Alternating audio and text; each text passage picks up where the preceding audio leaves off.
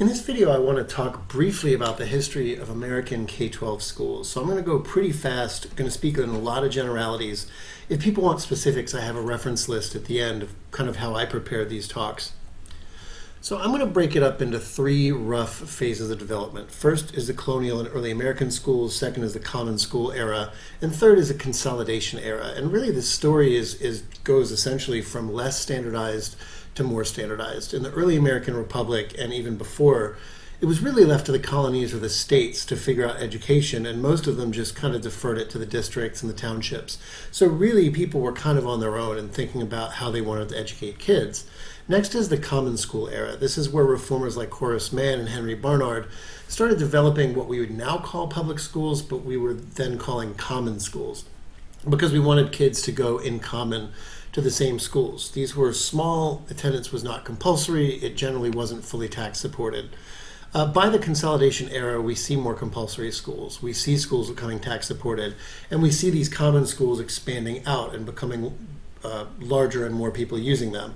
This is why I call it the consolidation era. And then districts get bigger, and then instruction gets more standardized, etc. But it's really the story from less standardization to more standardization. So in the early colonies and states, the United States was plural, it wasn't singular. So it's not the United States is a great place to live, it's the United States are a great places to live. And you weren't really a US citizen, you were more like a Pennsylvanian or a New Jerseyan or North Carolinian. And all this is to say that different states and different areas did it very differently. So there wasn't really any unification between the states. In fact, most states really deferred to the districts, and most districts and townships basically still said, well, you guys are on your own, do whatever you want for education. So some townships, like those in New England, the New England areas, had a more formal approach. They would often take town money, pool it together, and create schools, really one-room schoolhouses that people could go to, usually for a discounted rate. So the state, or really the township, would subsidize tuition, but people generally still paid tuition, what are called rate bills, to go to those schools. Or if you could afford to go somewhere else, you might do that. You might go to an academy if you could afford it. Those were more, systematic in their approach to instruction. If you were poor, you might go to a charity school. That was a school that was supported by a church and would usually teach basics of reading and maybe mathematics combined with religious instruction. You might even go to what's called a dame school, which is usually a female would open up her house to take on kids in the school, and it was more like daycare, but there was some kind of remedial instruction involved. So here is an advertisement from a really early American school that basically consisted of a person opening up a school in his house, and you can see that tuition is $5. I imagine that's $5 for the entire bit of instruction. And he would teach such things as arithmetic, grammar, and geography. So you can get a sense that really, even though the New England states had common schools, and to some small degree, it was really left up to individual families because there were no laws saying you had to go to common schools. And the Mid-Atlantic states did things a little bit differently. They would often pool township money together, and instead of creating a school that everyone could go to, would divvy up that money so that especially poor families could afford some sort of private school. And the South didn't really do much of anything, mostly because it was really agrarian and very rural. So it would have been really hard to get any school anywhere where a lot of people could go. But the moral here is that states and really townships kind of did their own thing, and you just got the education that suited you, that you wanted, and that you could afford. So here is an excerpt from a book called Confessions of a Schoolmaster from 1839. This is a book that was written by a person who started teaching in schools in the early 1800s. And this gives us some insight into what schools, and especially one-room schoolhouses, looked like at the time. So he says, among 35 or 40 pupils, I had 3 or 4 who came to learn the alphabet. These were seated in the lower seats, usually near the middle of the room, and during the first hour and a half of the day, they were destitute of any employment.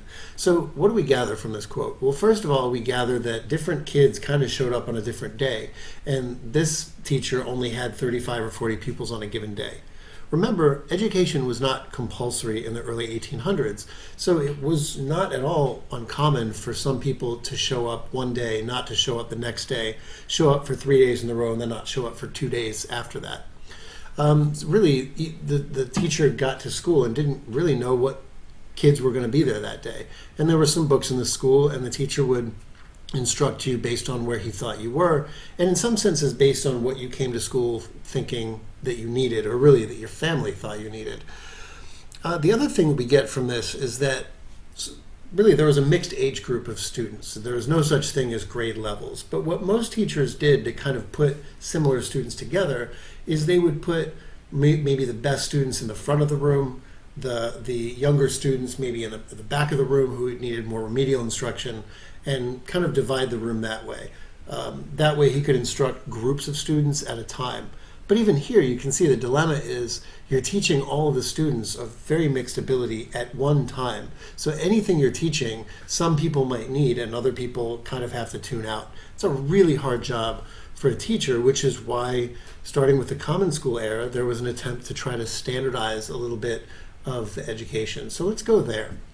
So the Common School era, we can date to roughly 1840. And the big name here, many of you are familiar with it, is Horace Mann, who was the Secretary of the Board of Education in Massachusetts. There was also Henry Barnard, who was doing the same job in Connecticut, and some other folks. And they started thinking it would be really great if we could somewhat systematize this system, because the one-room schoolhouse is really informal. The teacher is usually just whoever is an educated person that's willing to work for a certain sum of money, and it's okay, you're hired, teach however you think is best. Which is potentially unfair because different students at different schools in different areas now get different treatment. So Horace Mann and the others' dream was, well, why don't we create something that's a little bit more systematic? And the first order of business was to get more people attending the common schools, which were the one-room schoolhouses. So they did this in a few ways. Number one, they pushed for more tax support for education. Remember, students are still paying tuition even at public schools, called rate bills. And they, first of all, made moves to abolish rate bills and make it so that anyone could attend these common schools completely for free. Another thing they did is they tried to professionalize the teaching force. So they tried to compile statistics on what teaching methods worked so that teachers to be hired would have to kind of be fluent in those methods, usually graduating from teachers' colleges that were then called normal schools.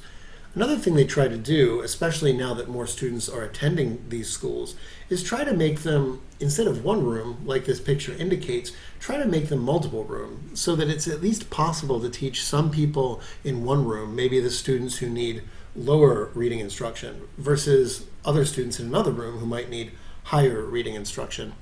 So that was another development. So the schools got a little bit more sophisticated. Another thing that they did was they started to have success in passing compulsory education laws. At this point, students attended if they wanted to and if their families really didn't need them to stay home and work. But states started passing compulsory education laws starting in 1851 with Massachusetts and ending in 1917 with Mississippi. I'm recording this in 2019, so if you really think about it, the last state in the Union to pass compulsory education was only 102 years ago. That's pretty interesting. Another thing, of course, that I mentioned was that education became entirely state-funded. So this really increased dramatically the number of people who attended schools. First of all, because by law you have to attend school. And second of all, the choice is now between a school that I can attend for free, the common school, versus a school that I have to pay tuition for, which is the private school, maybe the academy or something else. So most people started to choose public schools. And this leads us to the Consolidation era. So it wasn't good enough to slightly formalize schools. At this point, a lot more students are starting to attend the common schools for reasons that I just mentioned. So now we get ideas about, well, hey, maybe if we want schools with a lot of people attending them, we not only need bigger schools, but we need more systematic schools. We need rooms that are divided so that maybe 20 or 30 students at a time of a similar age grouping can receive the same instruction from one teacher in this room and then move to another room to receive instruction in another area from another teacher. So maybe the 9 and 10-year-olds are working together and the 12 and 13-year-olds are working together. So this is really a long way from the Confessions of a Schoolmaster excerpt where everyone is receiving instruction by the same teacher in the same room. Another thing that happened during this consolidation era is called scientific management. The idea here is that there is a way to design curriculum and pedagogy, the way we teach students, in a systematic and, they thought, scientific way. So instead of hiring a teacher and saying, teach the way you think is best, teach what you think is best, teach how you think it's best, the idea was we want to create a curriculum and pedagogical methods that are designed by experts. And these experts will tell teachers and schools how they should be teaching. Now, in one way, this sounds really horrible because no longer is the teacher really in charge of what they're teaching. They're teaching someone else's curriculum using someone else's methods designed by so-called experts. But on the other hand, it makes a lot of sense because if you want students at different schools to really receive essentially the same quality and type of instruction, this is a really good way to do it. You want to standardize, and hopefully if you standardize, you want quote-unquote experts to be the ones guiding that standardization. Here's another picture that just illustrates one of the changes from the one-room schoolhouse to a more modern desk. So this is a picture of a one-room schoolhouse desk on the left. It's bolted to the floor. Students sit in a place that's kind of pre-chosen and you can't really move where the seat is. And then they created more modern desks and they decided to not bolt them to the floor. This would give teachers and schools a little bit greater autonomy in figuring out how many desks each room needs because you can move desks from one room to another. And in consequence, it also gave teachers a little bit more freedom in terms of how they organize their room. So that's interesting because on one hand, you have this push towards standardization with scientific management and scientifically designed curriculum. But on the other hand, you now have greater freedom of teachers to be able to move desks around to where they think the desks should go. A few other things that happened in the consolidation era. First of all, in the early 1900s, high schools became widely attended. High schools existed before 1900, but their attendance was really the way college is today. It was for the quote-unquote learned professions, and if you were going to go into one of the learned professions, you might go to high school. But otherwise, there was really no need. You could get several years of instruction at a regular school and do most particular jobs. But in the 1900s, especially as compulsory education became more prevalent, you started to see more people attending high schools, and then college in some ways became the new finishing school. In the 1910s, IQ tests were introduced in school. So we had this idea that while education is being standardized, we also had an increasing sensitivity to the idea that different students might demand different tracks of instruction.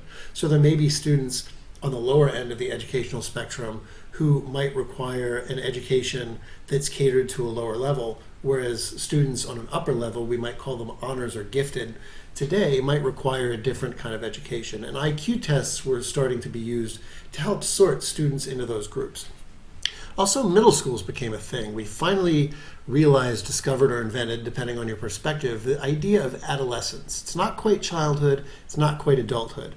So we finally gave middle school students, adolescents, a separate school of their own. So grades 1 through 5 were usually primary school, middle school was 6 through 8, and then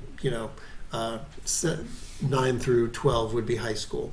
In 1926, finally, the SAT is introduced for college preparation. And if there are any high school teachers watching this, you probably can figure out pretty quickly that the SAT as a college entrance exam really changed how high schools had to teach, because now in some ways they had to teach to prepare people who wanted to go to college for college. So all of these are kind of ways to standardize even while differentiating the approach, and that's the result of the consolidation era. And that brings us to now. So if you think about the one-room schoolhouse versus the schools that we're used to, we've come a long way in a short amount of time, and it's really a story of not a lot of centralization at the beginning to more centralization at the end. So here are the resources that I use. If you want any further readings, I would recommend that you check out some of those.